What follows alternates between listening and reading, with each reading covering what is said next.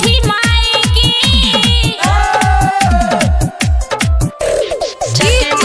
Rajesh Pokhariya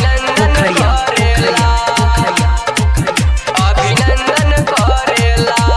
recording by स्वर studio Ludhiana.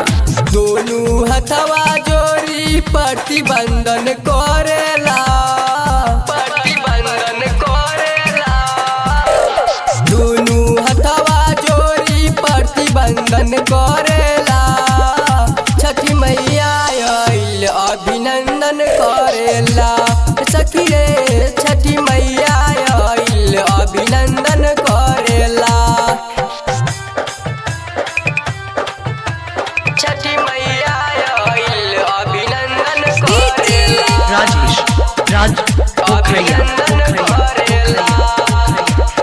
सबका सुनरी होई मोर छठी मैया।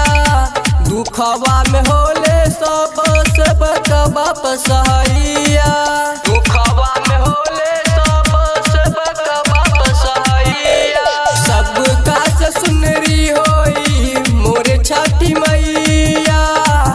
दुखवा में होले सब वापस हैया। रोरिया बना के चंदन माथे करेला, माथे करेला। दोनों हथवा जोड़ी प्रतिबंधन करेला। छठी मैया आइल अभिनंदन करेला। सखी रे छठी मैया आइल अभिनंदन करेला।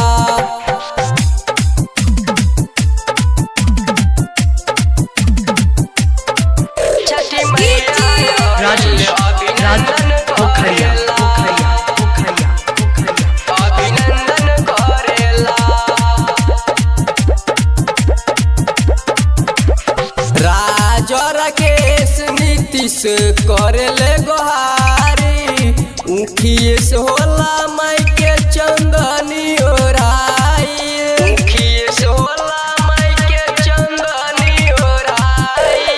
राजा राकेश नीतीश करेले गोहारी। उखिए से होला माई के चंदनी ओराई। सिंगर मिथिलेश तनी दन दन करेला हो। दोनों हथवा जोड़ी प्रतिबंधन करेला। छठी मैया आइल अभिनंदन करेला। सखी रे छठी मैया आइल अभिनंदन करे।